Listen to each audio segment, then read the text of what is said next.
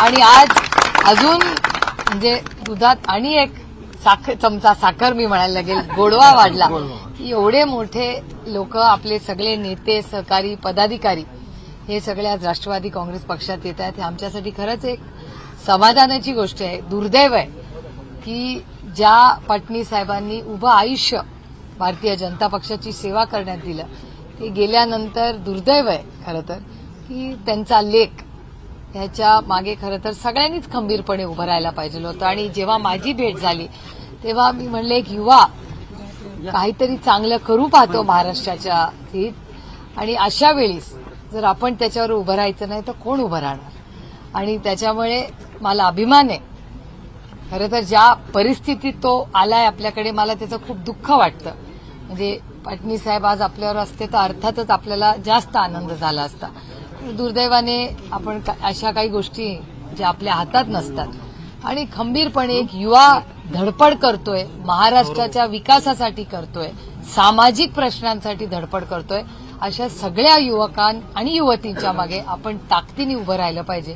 म्हणून आज राष्ट्रवादी काँग्रेस पक्षात त्याचं स्वागतच आहे, पण त्याच्याबरोबर आलेल्या सगळ्या सहकाऱ्यांचं मी मनापासून स्वागत करते. आणि माननीय जयंत पाटील साहेब म्हणले तसं राष्ट्रवादी काँग्रेस पक्ष एक कुटुंब आहे आणि आज या कुटुंबात आपल्या सगळ्यांचं मी प्रेमाने, आदराने स्वागत करते.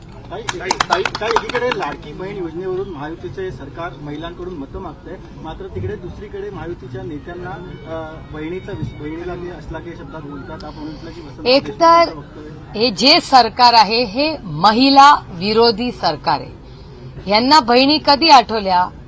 लोकसभेच्या रिझल्टच्या नंतर यांना बहिणी आठवल्या. आधी बहिणी आठवल्या नव्हत्या, माझ्यापेक्षा दुसरं कुणालाही माहिती नाही. आणि त्याच्यामुळे लोकसभेचा रिझल्ट झाल्यानंतर त्यांच्या ध्यानात आलं की अरे बापरे, आता महिलांना आपण आणि बहिणींना आपण काहीतरी मान सन्मान दिला पाहिजे. म्हणजे दुर्दैव आहे की म्हणजे मी जाहीर निषेध करते ज्या पद्धतीने नगरमध्ये घटना घडली. जया ही एक अतिशय सुसंस्कृत महाराष्ट्राची लेक आहे. ती फक्त थोरात साहेबांची लेक नाही, ती अतिशय सुशिक्षित मुलगी आहे. टाटा मेमोरियल हॉस्पिटलमध्ये या राज्यातल्या प्रत्येक कॅन्सर पेशंटची सेवा ती मुलगी करते. अतिशय सुंदर काम ज्यांनी टाटा मेमोरियल हॉस्पिटलमध्ये अनेक वर्ष केलेलं आहे. अशा सुसंस्कृत, सुशिक्षित, आणि माझं म्हणणं आहे सुसंस्कृत, सुशिक्षित कुठल्याही महिलेचा हा छत्रपतींचा महाराष्ट्र आहे, शाहू फुले आंबेडकरांचा महाराष्ट्र आहे, हा कैलासवासी यशवंतराव चव्हाणांचा महाराष्ट्र आहे. अशा महाराष्ट्रामध्ये ह्या लेकीचा, ही फक्त बाळासाहेब थोरातांची लेक नाही, ही आपल्या सगळ्यांची लेक आहे. आणि ज्या घाणेरड्या पद्धतीने जयाबद्दल जे भाष्य केलं याचा मी जाहीर निषेध करते. आणि ह्या बाबतीत त्या सगळ्यांनी मिळून, ज्यांनी तिथे त्या व्यासपीठावर उपस्थित होते, या सगळ्यांनी जयाची आणि महाराष्ट्रातल्या महिलांची माफी मागितली पाहिजे की महिलांच्या बद्दल अशी ही कुठली संस्कृती, महाराष्ट्राची संस्कृती नाही हे यांना. आणि मी पुन्हा सांगते की यांना नात्यातलं आणि प्रेमातलं अंतरच कळत नाही. यांना वाटतं नातं हा व्यवहार असतो. अहो, बहिणींना बहीण लाडकी झाली लोकसभेनंतर आणि ते पण 1500 रुपये देऊन. मला सांगा, बदलापूरला जेव्हा बलात्कार झाला तेव्हा यांना बहीण त्यांची आठवली नाही? बलात्कारला जेव्हा आंदोलन झालं, बलात्कारानंतर तुमच्या सगळ्या चॅनल्सनी ते लाईव्ह दाखवलं. मी मीडियाचे आभार मानते. तुम्ही जर बदलापूरचा विषय कदाचित ज्या पद्धतीने तुम्ही उचलून धरला, या राज्यामध्ये महिला सुरक्षिततेबद्दल कधीच आवाज उठवला त्या लोकांनी नसता जे आज सत्तेमध्ये आहेत. मीडियाचं प्रेशर आणि बदलापूरची मायबाप जनतेने एवढं आंदोलन केलं तेव्हा ती गोष्ट बाहेर आली. कशाला?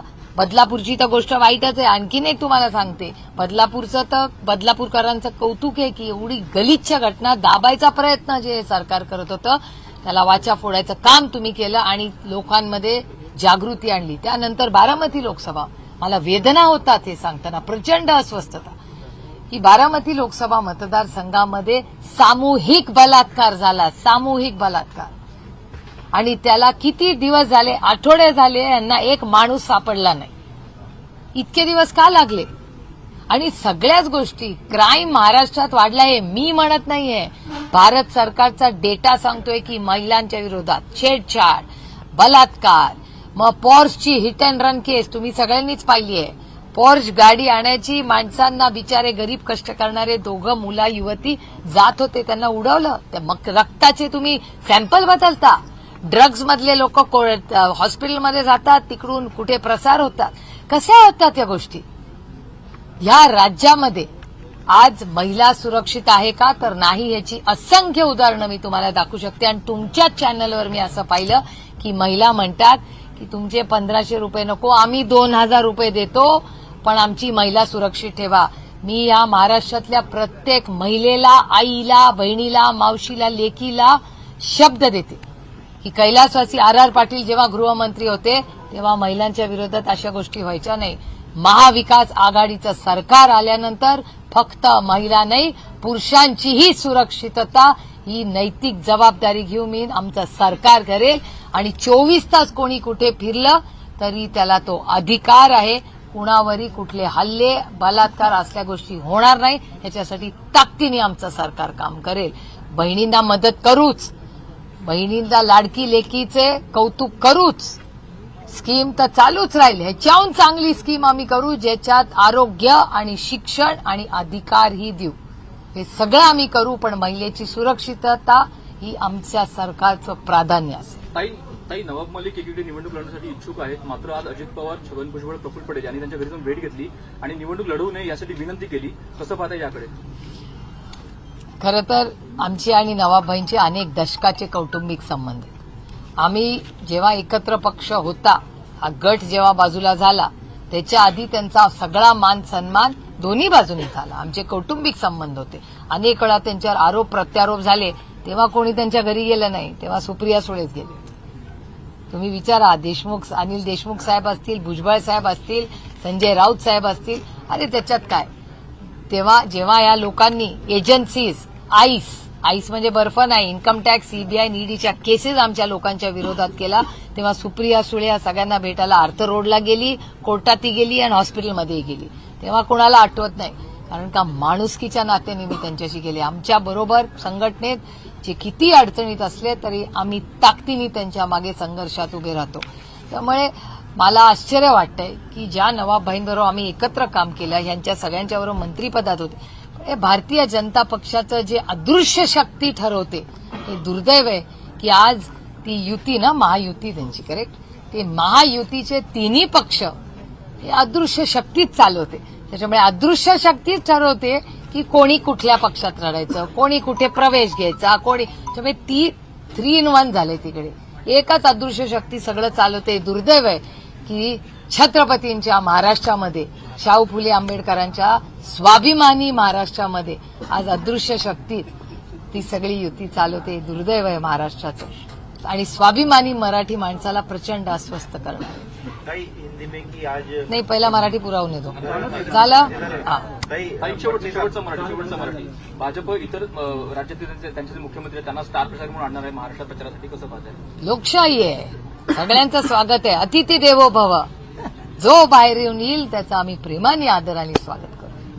भाई पत्नी साहब के बेटे को टिकट नहीं दिया गया, जबकि वहां पर उम्मीदवार आयात किया गया. आपने कहा कि इस युवा नेता को आप आधार देंगे, उसको सपोर्ट करेंगे. नहीं, ये बहुत दुख की बात है कि उनके पिताजी ने भारतीय जनता पार्टी को पूरी साथ और ताकत दी, बढ़ाई पार्टी, और उनके बाद मुझे दुख हुआ ये देख के. मुझे आश्चर्य भी लगा कि हमारे संस्कार क्या कहते हैं कि अगर कोई दुख में हो, दिक्कत में हो, भले आप शादी में मत जाइए, लेकिन अगर किसी के यहाँ ऐसी कोई घटना हुई, उसके साथ रहना, खड़ा रहना, उसको साथ देना, प्यार देना, ये भारत और महाराष्ट्र की संस्कार है और संस्कृति है. और ये लड़का महाराष्ट्र के लिए कुछ करना चाहता है, और ऐसे तरह जिस तरह से उनके घर में जो हुआ, उसके बाद मुझे भी आश्चर्य लगा कि ये बीजेपी जो 2.0 है, नई पार्टी, ओरिजिनल बीजेपी में जब सुषमा जी थे, अटल जी थे, तब सबको एक फैमिली की तरह सब साथ रहते थे. ये जो बीजेपी 2.0 है, उसने ऐसे क्या अन्याय उन पे किया, मुझे ये सिर्फ टिकट की बात नहीं है, उनको साथ खड़े रहने की बात है। और बीजेपी के एक को टिकट देते उनकी जगह तो भी बात थी। इन्होंने बाहर से एक कैंडिडेट लाया और घर के बच्चे को, ऐसा कोई करता है? ऐसी कोई माँ करेगी कि अपना घर का बच्चे को घर से निकाल दो और दूसरे को अंदर करो? ऐसा थोड़ी होता है। ये तो महाराष्ट्र और भारत की संस्कृति में कुछ नया ही ट्रेंड उन्होंने शुरू किया। जया ताई को लेकर स्टेटमेंट आया और ये पहली बार नहीं हुआ, इससे पहले भी कई नेताओं ने स्टेटमेंट दिए गए हैं। मैं, जया मेरी छोटी बहन की तरह है, लेकिन एक बहुत संस्कारी डॉक्टर है जिन्होंने टाटा कैंसर हॉस्पिटल, जो टाटा मेमोरियल हॉस्पिटल में जिस देश से नहीं दुनिया से लोग वहां ट्रीटमेंट लेते आने, वहां इस हमारी बच्ची ने इतने साल सेवा की है। और क्या कर रही थी वो सिर्फ थोड़े उस एरिया में जाके पिताजी के लिए, वहां की लोगों की सेवा करने के लिए वो हमारी बच्ची घूम रही थी। और जिस गंदी तरह से भारतीय जनता पार्टी, मुझे हमेशा पता है कि वो महिलाओं का द्वेष ही करते हैं, इसका और एक उदाहरण उन्होंने दिखाया कि किस गंदी तरह से जया के खिलाफ जिस तरह हुआ है, मैं उसका खंडन करती हूँ। महाराष्ट्र में ऐसी घटिया गंदी चीजें कभी नहीं हुई है। ये छत्रपति शिवाजी महाराज का महाराष्ट्र है, शाहू फुले अम्बेडकर जी का महाराष्ट्र है। ये बहुत संस्कारी लोगों का सिर्फ महाराष्ट्र नहीं, इस देश के संस्कार है। पता नहीं भारतीय जनता पार्टी का हो क्या गया, क्योंकि मैं भारतीय जनता पार्टी को एक बहुत संस्कारी पार्टी मानती थी। मैं आज भी सुषमा स्वराज जी को एक बड़ा नेता, मेरा भी नेता मानती हूँ। बहुत सीखा है मैंने सुषमा जी से। क्या हो गया उनके? अरुण जी रहे, अटल जी रहे, अडवाणी जी रहे, बहुत संस्कारी लोग पार्लियामेंट में, हम उनसे सीखते थे भाषण कैसे करे। एक दूसरे का जरूर हम विरोध थे, लेकिन बड़े संस्कारी और अच्छी तरह से एक दूसरे के लिए हम आगे लड़ते भी थे। लेकिन एक महिला का जिस गंदी तरह अपमान भारतीय जनता पार्टी ने किया है, उसका मैं खंडन करती हूँ। और इससे पता चलता है कि भारतीय जनता पार्टी की सोच कैसी है और महिलाओं के बारे में कैसा सोचते हैं। 9 मई को लेकर बीजेपी उनका विरोध कर रही है। वो कह रही कि वो खड़े भी रहेंगे तो उनका प्रचार नहीं करेंगे, उनको टिकट ना दिए जाए, इसलिए बीजेपी प्रेशर भी बना रही है। मुझे भी कितना दुख होता है कि नवाब भाई के साथ जो अन्याय हो रहा है, जिस तरह हम सब उनके साथ खड़े थे, तो मुझे आज भी याद है उनकी फैमिली बहुत बहुत टेंशन से गई है। और आज भारतीय जनता पार्टी तय करेगी कि नवाब भाई लड़ेंगे या नहीं लड़ेंगे। क्या अधिकार है भारतीय जनता पार्टी को? वो भारतीय जनता पार्टी के तो मेंबर है नहीं ना, वो भारतीय जनता पार्टी को टिकट मांग रहे, वो तो उनके मित्र पक्ष को टिकट मार रहे। तो आज भारतीय जनता पार्टी, सारी पार्टियां वही चलाएंगे। ये अदृश्य शक्ति, तीनों पार्टियां, महायुति में 3 पार्टियां हैं उनकी, तीनों पार्टियों का टिकट यही तय करेंगे। ये देश संविधान से चलता है, ये किसी की एक मन मर्जी से नहीं चलता। और मुझे आश्चर्य लग रहा है कि भारतीय जनता पार्टी तय करेगी कि उनके मित्र पक्ष में कौन कहां से तय करेगा। ये कोई नया ट्रेंड ही अदृश्य शक्ति शुरू कर रही है, लेकिन हम इस अदृश्य शक्ति के खिलाफ ताकत से लड़ेंगे, क्योंकि हम स्वाभिमानी लोग हैं। हम महाराष्ट्र की आन बान और शान के लिए लड़ेंगे। और हर आदमी जो महाराष्ट्र में रहता है वो मराठी है और उसको अधिकार है इलेक्शन लड़ने का। अदृश्य शक्ति दिल्ली से नहीं कहेगी कि कौन कहां से, कौन सी पार्टी से और कौन से टिकट पे लड़ेगा। बीजेपी की एक बार फिर से लंबी फेहरिस्त आई है, केंद्र के बड़े बड़े नेता, मंत्री, मुख्यमंत्री, पूरी फौज उतारी जाएगी प्रचार में। अतिथि देवो भव।